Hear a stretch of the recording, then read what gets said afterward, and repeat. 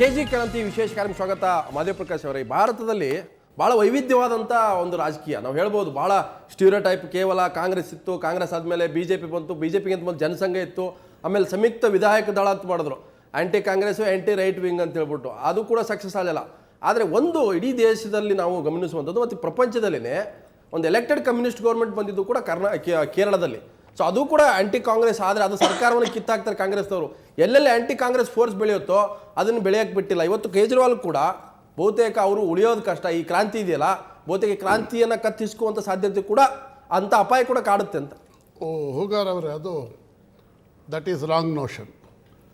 ಯಾಕೆ ಅಂತಂದರೆ ನಾವು ಮೊದಲು ಹೇಳಬೇಕಾದ ಮಾತು ಅಂದರೆ, ನಮ್ಮ ಆಮ್ ಆದ್ಮಿ ಪಕ್ಷದ ಒಬ್ಬ ನಾಯಕಿ ಅವರು ಹೇಳ್ತಾ ಇದ್ದರು, ಇದು ಕಾಂಗ್ರೆಸ್ ಮತ್ತು ಭಾರತೀಯ ಜನತಾ ಪಕ್ಷಕ್ಕೆ ಒಂದು ಎಚ್ಚರಿಕೆಯ ಗಂಟೆ ಸಂದೇಶ ಅನ್ನುವಂಥ ಮಾತನ್ನು ಹೇಳಿದ್ರು. ಬರೀ ಕಾಂಗ್ರೆಸ್ ಮತ್ತು ಭಾರತೀಯ ಜನತಾ ಪಕ್ಷ ಇವತ್ತು ಭಾರತದ ರಾಜಕಾರಣದಲ್ಲಿ ಬೇರು ಬಿಟ್ಟಿರುವಂತಹ ಅಪ್ಪ ಮಕ್ಕಳ ಪಕ್ಷ. ಅಕಾಲಿ ದಳದಿಂದ ಆರಂಭಗೊಂಡು ದಕ್ಷಿಣದ DMK ಮತ್ತೆ ಶಿವಸೇನಾ, ದೇವೇಗೌಡರು, ನವೀನ್ ಪಟ್ನಾಯಕ್, ಮುಲಾಯಂ ಸಿಂಗ್ ಯಾದವ್, ಇಂಥ ಸುಮಾರು ಅಪ್ಪ ಮಕ್ಕಳ ಪಕ್ಷ. ಅವರೆಲ್ಲರೂ ಕೂಡ ಆಂಟಿ ಕಾಂಗ್ರೆಸ್ ರಾಜಕಾರಣಿಗಳು ಕೂಡ ಗಮನಿಸಬೇಕಾಗುತ್ತೆ. ಅದೇ ದುರಂತ ಅಂತಂದ್ರೆ, ಆಂಟಿ ಕಾಂಗ್ರೆಸ್ ರಾಜಕಾರಣದಲ್ಲಿ ಬಂದು DMK ಅಂತ ಒಂದು ಪಕ್ಷನೂ, DMK ಇವತ್ತು ಆಮ್ ಆದ್ಮಿ ಪಕ್ಷದ ಬಗ್ಗೆ ತಾವು ಹೇಳಿದ್ರಲ್ಲ, ಕಾಂಗ್ರೆಸ್ ವಿರೋಧಿ ರಾಜಕಾರಣದಲ್ಲಿ ಬಂದಂಥ ಯಾವುದೇ ಒಂದು ರಾಜಕೀಯ ಪಕ್ಷವನ್ನು ನಾಶ ಮಾಡ್ತಾರೆ ಅಂದ್ಬಿಟ್ಟು, ಅದು ನಾಶ ಮಾಡೋದಕ್ಕೆ ಆಗಲ್ಲ ಅನ್ನೋದಕ್ಕೆ DMKನೇ ಅತ್ಯಂತ ಉತ್ತಮವಾದಂಥ ಉದಾಹರಣೆ. ಬಟ್ ಸತ್ವ ಪರೀಕ್ಷೆ ಅಂತ ಎದುರಿಸಲೇಬೇಕು. 1949ನಲ್ಲಿ ಪ್ರಾರಂಭ. ನನಗೆ ಗೊತ್ತಿಲ್ಲ, ಬಹುತೇಕ ಆಮ್ ಆದ್ಮಿ ನಾಯಕರಂತ ಕೇಜ್ರಿವಾಲ್ ಕೂಡ ಅಧಿಕಾರ ರಾಜಕಾರಣಕ್ಕೆ ಯಾಕೆ ಹತ್ರ ಹೋಗ್ತಾ ಇಲ್ಲ ಅಂದರೆ, ಬಹುತೇಕ ಅಪಾಯ ಇದೆ ಅನ್ನೋ ಕಾರಣಕ್ಕೆ. ಸದ್ಯಕ್ಕೆ ಬೇಡ, ಅಪೋಸಿಷನ್ ಆಗಿರೋಣ, ಒಂದು ಕಾಂಕ್ರೀಟ್ ಆಗಿ ಕೆಲಸ ಮಾಡೋಣ, ನಾವೇನಂತ ಪ್ರೂವ್ ಮಾಡಬೇಕಾಗಿದೆ. ಸೊ ಇಲ್ಲದೆ ಹೋದರೆ ಇದನ್ನ ಡೈಲ್ಯೂಟ್ ಮಾಡುವ ಸಾಧ್ಯತೆ, ಅಪಾಯಗಳು ಇದ್ದೇ ಇರುತ್ತೆ. ಖಂಡಿತ ಅದು. ಈಗ 1949ನಲ್ಲಿ ಆರಂಭ ಆದಂಥ DMK, ಅವತ್ತು UV ರಾಮಸ್ವಾಮಿ ನಾಯಕರ್, ಪೆರಿಯಾರ್ ಅವರು DMK ಅಂದರೆ ದ್ರಾವಿಡ ಕಜಗಂ ಪಕ್ಷದ ಅಧ್ಯಕ್ಷರಾಗಿದ್ದರು. ಅವರಿಂದ ಹೊರಗಡೆ ಬಂದಂಥ DMK ಪಕ್ಷ ಲಿಂಗ್ವಿಸ್ಟಿಕ್ ಇಂಪೀರಿಯಲಿಸಮ್, ಅದರ ವಿರುದ್ಧ ಹೋರಾಟವನ್ನು ಮಾಡಿತು. DMK ಪಕ್ಷದ ಫ್ಲ್ಯಾಗ್ ಇದೆಯಲ್ಲ, ಆ ಫ್ಲ್ಯಾಗಲ್ಲಿ ಕಪ್ಪು ಮೇಲಿದೆ, ಕೆಂಪು ಕೆಳಗಿದೆ. ಕಪ್ಪು ಏನು ಹೇಳುತ್ತೆ ಅಂತಂದರೆ, ದ್ರಾವಿಡರನ್ನು ಆರ್ಥಿಕವಾಗಿ, ಸಾಮಾಜಿಕವಾಗಿ, ಶೈಕ್ಷಣಿಕವಾಗಿ, ರಾಜಕೀಯವಾಗಿ ಕಗ್ಗತ್ತಲಲ್ಲಿಟ್ಟಿದ್ದಾರೆ. ಆ ಕಗ್ಗತ್ತಲನ್ನು ಹೊಡೆದೋಡಿಸೋದಕ್ಕೆ ಕೆಳಭಾಗದಲ್ಲಿ ಕೆಂಪಿತ್ತು, ಮೇಲಿಂದ ಉದಯ ಸೂರ್ಯ ಉದಯಿಸೋದ್ರ ಮೂಲಕ ಕಗ್ಗತ್ತಲನ್ನು ಒಡೆದೋಡಿಸಿ ಈ ಒಂದು ದ್ರಾವಿಡ ಸಂಸ್ಕೃತಿಯಲ್ಲಿ ಬೆಳಕನ್ನು ಚೆಲ್ಲಬೇಕು ಅಂತ ಅಂದ್ಬಿಟ್ಟು ಹೊರಟರು. ಆ ಪಕ್ಷ 52ರಲ್ಲಿ ಚುನಾವಣೆಗೆ ನಿಲ್ಲೇ ಇಲ್ಲ, 57ರಲ್ಲಿ ಚುನಾವಣೆಗೆ ನಿಲ್ತು.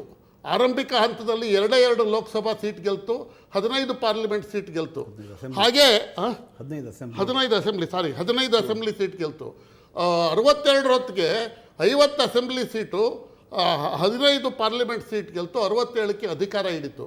ಇಲ್ಲಿವರೆಗೂ ಕಾಂಗ್ರೆಸ್ ವಿರೋಧಿ ರಾಜಕಾರಣ ತಮಿಳುನಾಡಿನಲ್ಲಿ ಕಾಂಗ್ರೆಸ್ ಬೆಳೆಯೋಕ್ಕೆ ಸಾಧ್ಯವೇ ಆಗಿಲ್ಲ. ಕಾಮರಾಜ್, ಭಕ್ತವತ್ಸಲ, ಸಿ ರಾಜಗೋಪಾಲಾಚಾರಿ, ಸಿ ಸುಬ್ರಹ್ಮಣ್ಯ ಇಂಥ ಸ್ಟಾಲ್ವರ್ಟ್ಸ್ ಇದ್ರೂ ಅಲ್ಲಿ ಕಾಂಗ್ರೆಸ್ ತನ್ನ ನೆಲೆಯನ್ನು ಕಳೆದುಕೊಳ್ತು. ಅದಕ್ಕೆ ಕಾರಣ, ಒಂದು ಪಕ್ಷಕ್ಕೆ ತಾತ್ವಿಕ ನೆಲೆಗಟ್ಟಿರಬೇಕು, ಸೈದ್ಧಾಂತಿಕ ಬೆನ್ನೆಲು ಇರಬೇಕು. ಅಂಥ ಒಂದು, ನನಗನ್ಸುತ್ತೆ ಆಮ್ ಆದ್ಮಿ ಪಕ್ಷಕ್ಕೆ DMKಗಿದ್ದಂತಹ ಒಂದು ತಾತ್ವಿಕ ನೆಲೆಗಟ್ಟು, ಸೈದ್ಧಾಂತಿಕ ಬೆನ್ನೆಲುಬು, ಬದ್ಧತೆ ಇದೆ ಅಂತ ಅನ್ಸುತ್ತೆ. ಬಟ್ ನನಗೇನು ಅನಿಸ್ತಾ ಇದೆ, ಆಮ್ ಆದ್ಮಿ ಪಾರ್ಟಿ ಒಂದು ಚಂದ್ರಕಾಂತ್ ಸಹಾಯಕ್ಕೆ ಬರ್ತೀನಿ. ಹೇಗೆ ಪೆರಿಯಾರ್ ಅವರ ನಾಯಕತ್ವವನ್ನು ಧಿಕ್ಕರಿಸಿ ಅಣ್ಣಾದೊರೆ ನೇತೃತ್ವದಲ್ಲಿ DMK ಆಯ್ತಾ, ಇಲ್ಲಿಯೂ ಕೂಡ ಅಣ್ಣಾ ಹಜಾರೆ ಅವರು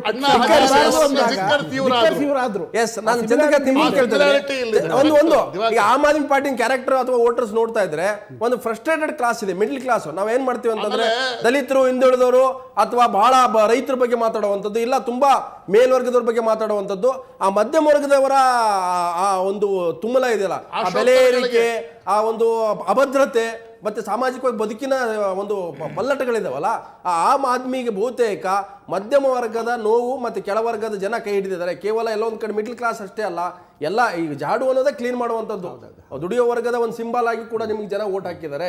ಸೊ ಅದು ಕೇವಲ ದಿಲ್ಲಿಗೆ ಮಾತ್ರ ಸೀಮಿತ ಆಗುತ್ತಾ ಅನ್ನುವಂಥ ಪ್ರಶ್ನೆ ಇದೆ. ಇಲ್ಲ, ಏನಾಗಿದೆ, ಹೋರಾಟದ ಹಾದಿಯಲ್ಲಿದ್ದಾಗ ನಾವು ಬರೀ ಮಿಡ್ಲ್ ಕ್ಲಾಸ್ ಓರಿಯೆಂಟೆಡ್ ಎಜುಟೇಷನ್ ಅಂತ ಪ್ರತಿಯೊಬ್ಬರು ನಮಗೆ ಪಟ್ಟ ಕಟ್ಟಿದ್ರು. ಆದ್ದರಿಂದ ಇವರು ರಾಜಕೀಯದಲ್ಲೇ ಬರಲಿಕ್ಕೆ ಸಾಧ್ಯವಿಲ್ಲ. ರಾಜಕೀಯದಲ್ಲಿ ಬರಬೇಕು ಅಂತ ಹೇಳಿದರೆ ಕೆಳ ಸಾಮಾನ್ಯ ವರ್ಗದಲ್ಲಿರತಕ್ಕಂಥ ಪ್ರತಿಯೊಬ್ಬ ವ್ಯಕ್ತಿ ಅದಕ್ಕೆ ವೋಟ್ ಹಾಕಿದಾಗ ಮಾತ್ರ ಅಷ್ಟೇ ಅವರು ಅಧಿಕಾರಕ್ಕೆ ಬರಲಿಕ್ಕೆ ಸಾಧ್ಯವಾಗ್ತದೆ. ವೋಟ್ ಬೂತ್ ಬರ್ತಾನೆ ಇರಲಿಲ್ಲ. ಹೌದು, ಅವರು ಇವತ್ತು ಎಷ್ಟೊಂದು ಪರ್ಸೆಂಟ್ 70% ಮೇಲೆ ಹೋಗಿದೆ ದಿಲ್ಲಿಲಿ ವೋಟರ್ಸ್ ಅಂದ್ರೆ. ಆ ಯಾವತ್ತು ವೋಟ್ ಹಾಕದೇ ಇರೋರು ಕೂಡ ವೋಟ್ ಹಾಕಿದ್ದಾರೆ ಈ ಸಲ. ಈಗ ಏನಾಗಿದೆ ಅಂತ ಹೇಳಿದರೆ ಈಗಿನ ಪರಿಸ್ಥಿತಿ, ಭ್ರಷ್ಟ ವ್ಯವಸ್ಥೆಯ ಪರಿಸ್ಥಿತಿ ಪ್ರತಿಯೊಬ್ಬರಿಗೂ ತಟ್ತಾ ಇದೆ. ಇದು ಮಿಡ್ಲ್ ಕ್ಲಾಸ್ ಇರ್ಬೋದು, ಲೋವರ್ ಮಿಡ್ಲ್ ಕ್ಲಾಸ್ ಇರ್ಬೋದು, ಪ್ರತಿಯೊಬ್ಬರಿಗೂ ತಟ್ತಾ ಇದೆ. ಆದ್ದರಿಂದ ಅವರೆಲ್ಲರ ಒಂದು ಕೋಪ ಏನಿದೆ, ಒಂದು ರಾಜಕೀಯ ಫ್ರಸ್ಟ್ರೇಷನ್ ಏನಿದೆ ಅದು ಹೊರಗಡೆ ಬರ್ತಾ ಇದೆ. ಅದು ಆಮ್ ಆದ್ಮಿ ಪಕ್ಷದ ರೂಪದಲ್ಲಿ ಹೊರಗಡೆ ಬರ್ತಾ ಇದೆ. ಎಲ್ಲರೂ ಅಂದ್ಕೊಂಡಿದ್ರು ನಾವು ಬರೇ ಹೋರಾಟಕ್ಕಷ್ಟೇ ಲಾಯಕಿರ್ತೇವೆ, ಆದರೆ ರಾಜಕೀಯದಲ್ಲಿ ನಾವು ಏನು ಮುಂದೆ ಬರಲಿಕ್ಕೆ ಸಾಧ್ಯವೇ ಇಲ್ಲ ಅಂತ. ಭ್ರಷ್ಟಾಚಾರ ಅನ್ನುವಂಥದ್ದು ಕ್ಲೀನ್ ಮಾಡುವಂಥದ್ದು ಕೇವಲ ದಿಲ್ಲಿಗೆ ಮಾತ್ರ ಸೀಮಿತ ಆಗಲ್ಲ, ಇಟ್ ಬಿಯಾಂಡ್ಸ್ ದೆಹಲಿ. ಹೌದು, ಡೆಫಿನೆಟ್ಲಿ. ಯಾಕಂದ್ರೆ ಪ್ರತಿ ಡೆಲ್ಲಿಯಲ್ಲಿ ಅಷ್ಟೇ ಅದನ್ನು ಸ್ವಚ್ಛ ಮಾಡಿದ್ರೆ ಏನು ಪರ್ಪಸ್ ಸರ್ವಾಗೋದಿಲ್ಲ, ಇಡೀ ರಾಷ್ಟ್ರವ್ಯಾಪಿ ಅದು ಹರಡಬೇಕಾಗತ್ತೆ. ಈಗ ಇನ್ನೊಂದು ನಾವು ಯೋಚನೆ ಮಾಡೋದೇನೆಂದರೆ, ಈ ಸಿನಿಮಾ ನಟರು ರಾಜಕೀಯ ಪಕ್ಷಕ್ಕೆ ಬಂದು ಅನೇಕ ವರ್ಷ ಆಡಳಿತ ಮಾಡಿದಂಥ ಒಂದು ಹಿನ್ನೆಲೆ ಈ ದೇಶದಲ್ಲಿ ನೋಡ್ತಾ ಇದ್ದೇವೆ. ಅದರ ಜೊತೆಗೆ ಅನೇಕ IAS ಅಧಿಕಾರಿಗಳು ಬಂದಿದ್ದಾರೆ, ಇಲ್ಲ ಅಂತಲ್ಲ. ಅನೇಕ ಅಧಿಕಾರಿಗಳು ನಿವೃತ್ತರಾಗಿ ಸರ್ವೀಸಲ್ಲಿದ್ದವರು ರಾಜಕಾರಣಕ್ಕೆ ಬಂದು ಯಾವ್ಯಾವುದೋ ರಾಜಕೀಯ ಪಕ್ಷದಲ್ಲಿ ಅಧಿಕಾರಕ್ಕೆ ಬಂದರು. ಆದರೆ ನನಗೆ ಭಾರತದ ಜನತಂತ್ರದಲ್ಲಿ ದೊಡ್ಡ ಆಶ್ಚರ್ಯ, ನನ್ನ ಪ್ರಕಾರ ದೊಡ್ಡ ಆಶ್ಚರ್ಯ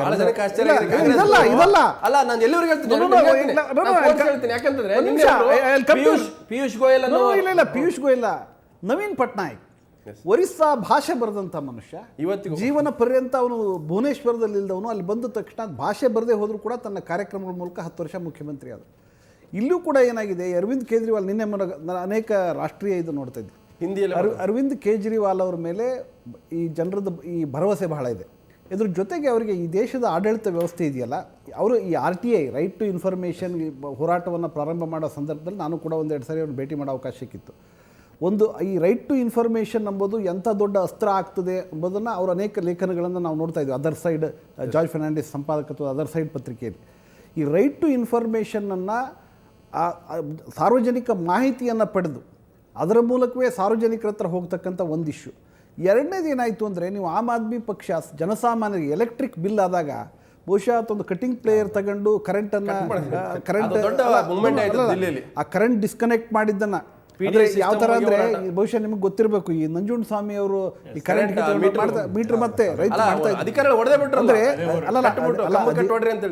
ಅಧಿಕಾರದತ್ತವಾಗಿ ಮಾಡ್ತಾ ಇದ್ದಂಥ ಕಾನೂನು ಪ್ರಕಾರ ನಾವು ಮಾಡಿದ್ದೇವೆ ಎಂಬುದನ್ನು ಕಾನೂನು ಬಾಹಿರ ಅಂತ ಹೇಳಿ ಮತ್ತೆ ಕನೆಕ್ಟ್ ಮಾಡ್ತಕ್ಕಂಥ ಕೆಲಸ ಇದೆಯಲ್ಲ, ಬಹುಶಃ ಈ ರೇಷನ್ ಅಂಗಡಿಗಳು ಅದು ಜನಸಾಮಾನ್ಯರ ಆಮ್ ಆದ್ಮಿ ರಿಲೇಟೆಡ್, ಅದು ತುಂಬಾ ಇಶ್ಯೂಸ್ಗಳಿದ್ದಾವೆ ಅಲ್ಲ. ಬಹುಶಃ 2006ರಿಂದ ಅವರು ಭವಿಷ್ಯದ ರಾಜಕೀಯ ಉದ್ದೇಶದಿಂದ ಮಾಡಿದ್ರು ಏನೋ ಗೊತ್ತಿಲ್ಲ. ಆದರೆ ಅಣ್ಣಾ ಹಜಾರೆನ ರಾಳೆಗಾಂವ್ ಸಿದ್ಧಿಯಲ್ಲಿದ್ದಂಥ ಅಣ್ಣಾ ಹಜಾರೆನ ದೆಹಲಿಗೆ ಕರ್ಕೊಂಬಂದ್ರಲ್ಲ, ಆ ದೃಷ್ಟಿಯಿಂದ ನನಗನ್ಸುತ್ತೆ ಈ ಯೋಗೇಂದ್ರ ಯಾದವ್ ಮತ್ತು ಅರವಿಂದ್ ಕೇಜ್ರಿವಾಲ್ ಅವರು ಮಾತಾಡುವಾಗಲೂ ಕೂಡ ಬಹಳ ಹುಷಾರಾಗಿ ಮಾತಾಡ್ತಾರೆ. ಇಂಗ್ಲಿಷ್ ಚಾನಲ್ ಇರ್ಬೋದು, ಇಂಗ್ಲಿಷ್ ಚಾನಲ್ನವ್ರು ಬಂದರೆ ಅವರು ಹಿಂದಿಯಲ್ಲಿ ಮಾತಾಡ್ತಾರೆ, ಹಿಂದಿ ಚಾನಲ್ನವ್ರು ಬಂದರೆ ಇಂಗ್ಲೀಷ್ನಾಗ ಮಾತಾಡ್ತಾರೆ. ಇದೆಲ್ಲ ಏನು ತೋರಿಸ್ತದೆ ಅಂದರೆ, ಅರವಿಂದ್ ಕೇಜ್ರಿವಾಲ್ ಅವರಿಗೆ ಈ ರೋಡ್ ಮ್ಯಾಪ್ ಇದೆಯಲ್ಲ, ಒಬ್ಬ ರಾಜಕಾರಣಿಗೆ ಬೇಕಾದಂಥ ಎಲ್ಲ ಚಾಕಚಕ್ಯತೆ ಅವ್ರಿಗೆ ಇದೆ ಅಂತ ಹೇಳಿ ನನಗೆ. ಒಂದು ನಿಮಿಷ ನಾನು ಕೇಳ್ತೀನಿ. ಚುನಾವಣೆಯಲ್ಲಿ ಆಮ್ ಆದ್ಮಿ ಅಂದ ತಕ್ಷಣನೇ ಅದು ಸಾಮಾನ್ಯ ಜನ ಅಂತ ಅರ್ಥ. ಸಾಮಾನ್ಯ ಅಂದರೆ ಕಸ ಗುಡಿಸೋರು, ಮೋರಿ ಕ್ಲೀನ್ ಮಾಡೋರು, ಆಮೇಲೆ ಗುಂಡಿ ಕೆಲಸ ಮಾಡೋರು, ಗೋಡೆ ಕಟ್ಟೋರು, ಈ ರೀತಿ ಆಮ್ ಆದ್ಮಿಗಳು ಫ್ರಸ್ಟ್ರೇಷನ್ ಆಗಿದಾರ ಅಂತ. ಈ ಮಿಡ್ಲ್ ಕ್ಲಾಸ್ ಫ್ರಸ್ಟ್ರೇಷನ್ ಅಂತ ಕಾಮನ್ ಆಗಿರುತ್ತೆ. ನನ್ನ ಸವಲತ್ತು ಸಿಗಲಿಲ್ಲ ಅಂದ್ರೆ ನಾನು ಬೇಜಾರು ಮಾಡ್ಕೊತೀನಿ, ನೀವು ಕೊಡಿಸ್ಲಿಲ್ಲ ಅಂದ್ರೆ ಇನ್ನೊಂದು ಪಾರ್ಟಿಗೆ ಓಟ್ ಹಾಕ್ತಾರೆ. ಆದರೆ ತೀರಾ ಕೆಳಸ್ತರದಲ್ಲಿ ಇರ್ತಕ್ಕಂಥ ಜನರ ಭಾವನೆಗಳಿಗೆ ಆಮ್ ಆದ್ಮಿ ಹೇಗೆ ಸ್ಪಂದಿಸ್ತು, ಹೇಗೆ ಓಟಾಗಿ ಕನ್ವರ್ಟ್ ಆಯಿತು ಅಂತ.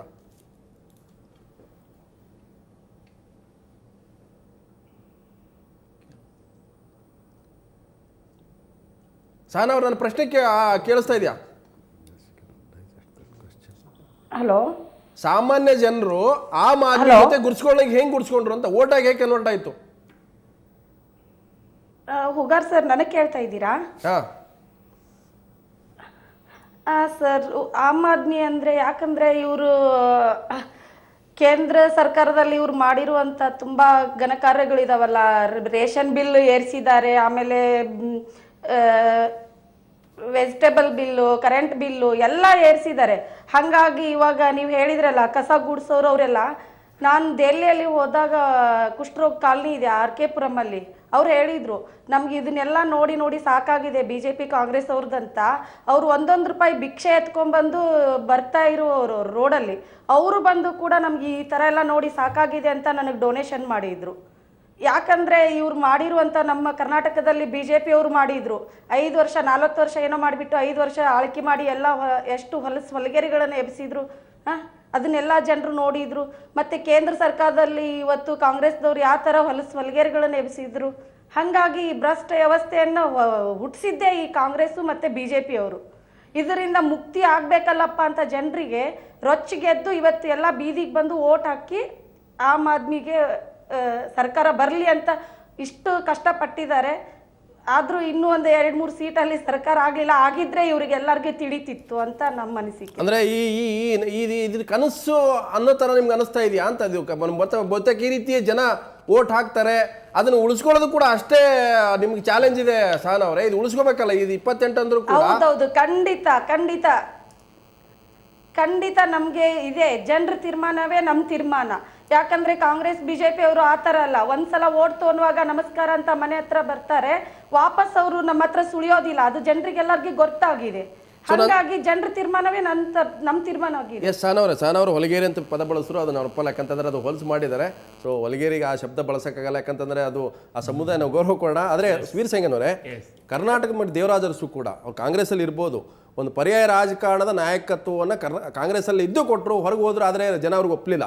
ಅನೇಕ ಪಕ್ಷಗಳು ಇವತ್ತು ಬಂಗಾರಪ್ಪನವ್ರ ಕಾಂಗ್ರೆಸ್ಸಿಂದ ಅವ್ರಿಗೆ ಫ್ರಸ್ಟ್ರೇಟ್ ಆಗಿ ಹೊರಗೆ ಬಂದು ಪರ್ಯಾಯ ರಾಜಕಾರಣ ಮಾಡೋಕೆ ಕೊಟ್ಟರೆ ಹೊರತಾಗಿ ಒಂದು ಇಶ್ಯೂ ಬೇಸ್ಡ್ ಪಾಲಿಟಿಕ್ಸ್ ಲಂಕೇಶ್ ಅವರು ಶುರು ಮಾಡಿದ್ರು, ನೀವು ಸರ್ವೋದಯ ಮಾಡಿದ್ರಿ.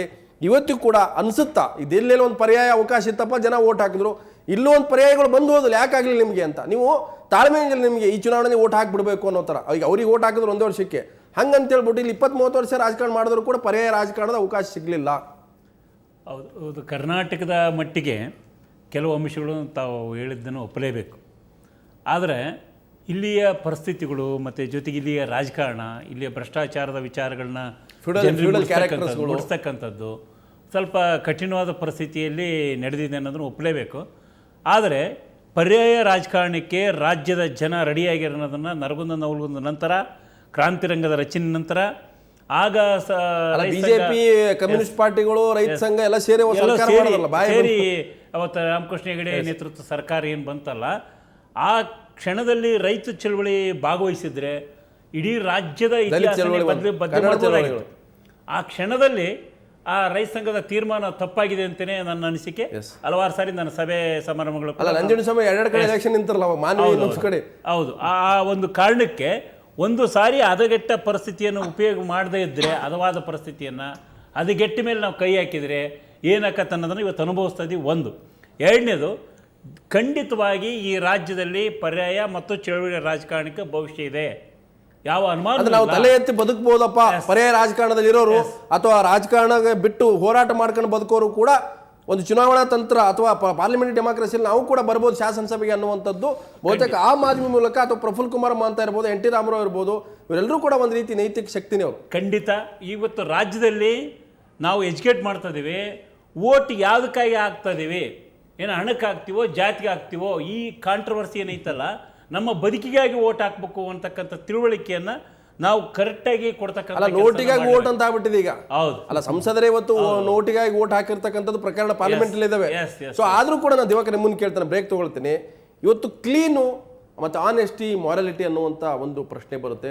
ಕೇಜ್ರಿವಾಲ್ ಅದನ್ನೇ ಪದೇ ಪದೇ ಪ್ರಾಕ್ಟಿಕಲ್ ಪಾಲಿಟಿಕ್ಸ್ ಅಲ್ಲಿ, ಪ್ರಾಕ್ಟಿಕಲ್ ಪಾಲಿಟಿಕ್ಸ್ ಬಗ್ಗೆ ನೀವು ಮಾತಾಡುವಾಗ ಒಂದು ಅಡ್ವಾಂಟೇಜ್ ಹೇಳ್ತೀನಿ ಕೇಳಿ. ಈಗ ಎಲ್ಲರೂ ಭಾರತೀಯ ಜನತಾ ಪಕ್ಷ ಇರ್ಬೋದು, ಕಾಂಗ್ರೆಸ್, ಎಲ್ಲ ಪಕ್ಷಗಳು ಸಾಮಾನ್ಯರು ಸುಮಾರು ಜನ ಮೇಲೆ ಬಂದಿದ್ದಾರೆ ನೋಡಿ. ಆದ್ರೆ ಬರ್ತಾ ಮೇಲೆ ಹೋಗ್ಬಿಟ್ಟಿದ್ದಾರೆ, ಕೆಳಗೆ ಬರಲೇ ಇಲ್ಲ. ಅಲ್ಲ ಹೂಗಾರ್ರೆ, 20 ಕೋಟಿ ರೂಪಾಯಿ ಹಣ ಸಾರ್ವಜನಿಕ ದೇಣಿಗೆಗೆ ನಮ್ಮ ಪಕ್ಷಕ್ಕೆ ಬಂತು ಅಂತ ಬಹಿರಂಗವಾಗಿ ಒಪ್ಪಿಕೊಂಡ್ರು. ಪ್ರತಿಯೊಂದು ಕ್ಷೇತ್ರಕ್ಕೆ ನಾವು 14 ಲಕ್ಷ ರೂಪಾಯಿನ ಖರ್ಚು ಮಾಡ್ತಾ ಇದ್ದೇವೆ ಎಂಬ ವಿಚಾರವನ್ನು ಕೂಡ ಪ್ರಶಾಂತ್ ಹೇಳಿ ಕೊಟ್ಟರು, ಜನ ಕೊಟ್ಟರು. ಬಹುಶಃ 14 ಲಕ್ಷ ರೂಪಾಯಿ ಕೊಡ್ತಕ್ಕಂಥ ಸನ್ನಿವೇಶ ಅಥವಾ ಈ ಬೇಕಾದಂಥ ಹಣ ನೀವು ಹೇಳಿದಂಗೆ ಆವತ್ತಿನ ಸಂದರ್ಭದಲ್ಲಿ ರೈತ ಸಂಘ ಚಳವಳಿಗಾರರಿಗೆ ಇದ್ದಿದ್ರೆ ಅವರು ಸಾಕಷ್ಟು ಅಂದರೆ ಅವರಿಗೆ ಒಂದು ವಾಹನ ಕೂಡ ಇಲ್ಲದಂಥ ಒಂದು ಅನಿವಾರ್ಯ ಅವಾಗ ಸ್ಥಿತಿ ಇರ್ಲೇ ಇಲ್ಲ ಇರ್ತಿತ್ತು. ಆ ದೃಷ್ಟಿಯಿಂದ ಆಮ್ ಆದ್ಮಿ ಪಕ್ಷಕ್ಕೆ ಬೇಸಿಕಲಿ ಇವತ್ತೇನು ಅವರಿಗೆ ಡೊನೇಷನ್ನು ಮತ್ತು ಪ್ರಚಾರಕ್ಕೆ Minimum ಬೇಕಾದ infrastructure ಮಿನಿಮಮ್ ಇನ್ಫ್ರಾಸ್ಟ್ರಕ್ಚರ್ ಬಂತು, ಅದು ಕೂಡ ಅಡ್ವಾಂಟೇಜಸ್. ಇದ್ರ ಜೊತೆಗೆ ಇನ್ನೊಂದು ನೀವು ಬಹಳ ಮುಖ್ಯ ಏನು ಅಂತಂದರೆ ಭಾರತದ ರಾಜಕಾರಣದಲ್ಲಿ ಎಜುಕೇಟೆಡ್ ಕ್ಲಾಸ್ ಒಂದು ಕೂಡ ಇದೆ ಅಲ್ಲಿ. ನಾವು ಅದನ್ನ ಯಾಕಂದ್ರೆ ಅಲ್ಲಿ ದಿಲ್ಲಿಯಲ್ಲಿ ಇರ್ತಕ್ಕಂಥ ಎಜುಕೇಟೆಡ್ ಕ್ಲಾಸ್ ನನಗೆ ಬಹಳ ಒಂದು ಸಂತೋಷ ಏನು ಅಂದರೆ ಅಲ್ಲ ಒಂದು ನಿಮಿಷ, ದೆಹಲಿಯ ಮತದಾರ 67 1983ನಲ್ಲಿ ನೀವೇನು ಹೇಳಿದ್ರೆ ಇವತ್ತು 14 ಲಕ್ಷ ರೂಪಾಯಿ ಒಬ್ಬ ಅಭ್ಯರ್ಥಿಗೆ ದೊರೆಯುತ್ತೆ ಅಂತ. 83ರ ರಾಜಕಾರಣವನ್ನು ನೀವು ದಯವಿಟ್ಟು ಗಮನಿಸಿ. ಅವತ್ತು ಕ್ರಾಂತಿರಂಗ ಮತ್ತು ಜನತಾ ಪಕ್ಷ ಅಧಿಕಾರ ಹಿಡಿದಂತಹ ಸಂದರ್ಭದಲ್ಲಿ ಜನ ಕೊಟ್ಟರು ವಾಲಂಟಿಯರ್ ಜನ ಆ ಪಕ್ಷಗಳನ್ನ elect ಮಾಡಿದ್ರು. ಅಂದ್ರೆ ಅದರ ಅರ್ಥ ಅವತ್ತು ಜನ ಕೊಟ್ಟಿದ್ದಾರೆ. ಅಲ್ಲ, ರೊಟ್ಟಿನೂ ಕೊಟ್ಟಿದ್ದಾರೆ, ನೋಟು ಕೊಟ್ಟಿದ್ದಾರೆ, ರೊಟ್ಟಿ ಮತ್ತು ನೋಟು ಕೊಟ್ಟಿದ್ದಾರೆ. ನಾನು ಒಂದು ಬಹಳ ಒಂದು ನಾನು ಅಪ್ರಿಷಿಯೇಟ್ ಮಾಡೋದೇನು ಅಂತಂದ್ರೆ, ಅರವಿಂದ್ ಕೇಜ್ರಿವಾಲ್ ಚುನಾವಣೆಗೆ ನಿಲ್ಲೋ ಸಂದರ್ಭದಲ್ಲಿ ಪರಂಪರಾಗತ ರಾಜಕಾರಣಿ ಅಲ್ಲ ಅಂತ. ಯಾಕೆಂದ್ರೆ ಅವರು ಯಾವುದೇ ಸೇಫ್ ಸೀಟನ್ನು ಹುಡುಕ್ಲಿಲ್ಲ, ಹೆಡ್ ಆನ್ ತಗೊಂಡ್ರು. ಹೆಡ್ ಆನ್ ಚಾಲೆಂಜ್ ತಗೊಂಡ್ರು. ಶೈಲಾ ದೀಕ್ಷಿತರು ಎಲ್ಲಿ ನಿಲ್ತಾರೆ ಅಲ್ಲೇ ನಾನು ನಿಲ್ತೇನೆ ಎಂಬ ಮಾತಿದೆಯಲ್ಲ, ಅದು ರಾಜಕಾರಣ. ನಾನೊಬ್ಬ ರಾಜಕೀಯ ಕಾರ್ಯಕರ್ತನಾಗಿ it's a courageous decision. It's a courageous decision. ಅದಕ್ಕೆ ಪೂರಕವಾಗಿ ಒಂದು ವಿಷಯವನ್ನು ಸೇರಿಸ್ತೇನೆ. ಈಗ ಎಲೆಕ್ಟ್ ಆಗಿರತಕ್ಕಂಥವರ ಪೈಕಿ 3 ವ್ಯಕ್ತಿಗಳಿದ್ದಾರೆ. ಅದರಲ್ಲಿ ಕೋಹ್ಲಿ ಅಂತಕ್ಕಂಥ ವ್ಯಕ್ತಿಗೆ ಇರತಕ್ಕಂಥ ಒಟ್ಟು ಆಸ್ತಿ 20,800 ರೂಪಾಯಿ ಮಾತ್ರ. ಮತ್ತೊಬ್ಬ ವ್ಯಕ್ತಿಗೆ 51,150 ಮಾತ್ರ. ಮತ್ತೊಬ್ಬ ವ್ಯಕ್ತಿಗೆ 1,39,000 ಮಾತ್ರ. ಅಂದ್ರೆ ಅಭ್ಯರ್ಥಿಗಳಲ್ಲಿ ಏನು ನಿಂತಿದ್ದಾರೆ ಯಾರಿಗೂ ಕೂಡ ಖರ್ಚು ಮಾಡತಕ್ಕಂಥ ತಾಕತ್ತು ಯಾರಿಗೂ ಇರಲಿಲ್ಲ. ಚಂದ್ರಕಾಂತ್ ಅವರೇ, ಭಾರತದ ರಾಜಕಾರಣಕ್ಕೆ ಬದಲಾವಣೆ ತಂದ ಕರ್ಪೂರಿ ಠಾಕೂರ್ ಸಾಯಿವರೆಗೆ ಗುಡಿಸಲಲ್ಲೇ ಇದ್ರು. ಅನೇಕ ಪಕ್ಷಗಳಿದ್ದಾರೆ. ಆದ್ರೆ ಬದಲಾವಣೆ ಅನ್ನುವಂಥದ್ದು ಕೇವಲ ವ್ಯಕ್ತಿಯಿಂದ ಶುರು ಆದರೂ ಕೂಡ ಅದು ಸಮಷ್ಟಿಯಾಗಿ ಅಥವಾ ಒಂದು ಶಕ್ತಿಯಾಗಿ ಅಥವಾ ಸಂಘಟನೆ ಸ್ವರೂಪದಲ್ಲಿ ಬಂದರೆ ಮಾತ್ರ ಅದಕ್ಕೊಂದು ಬದಲಾವಣೆ, ಅದಕ್ಕೆ ಕಾಂತಿ ಅಂತ ಹೇಳ್ತೀವಿ. ಆದರೆ ಸುಧಾರಣೆ ಅನ್ನುವಂಥದ್ದು ಯಾವತ್ತೂ ಕೂಡ ಅದು ಶಾಶ್ವತ ಆಗೋದಿಲ್ಲ. ಬದಲಾವಣೆ ಶಾಶ್ವತ ಆಗಿದೆ. ಆ ಬದಲಾವಣೆ ನಾಂದಿಯಾಗಿ ಇವತ್ತು ಆಮ್ ಆದ್ಮಿ ಬಂದಿದೆ. ಬಹುತೇಕ ಮುಂದೇನಾಗುತ್ತೆ ನಾನು ಚರ್ಚೆ ಮಾಡ್ತೀನಿ. ಅದಕ್ಕಿಂತ ಮೊದಲು ಒಂದು ಬ್ರೇಕ್.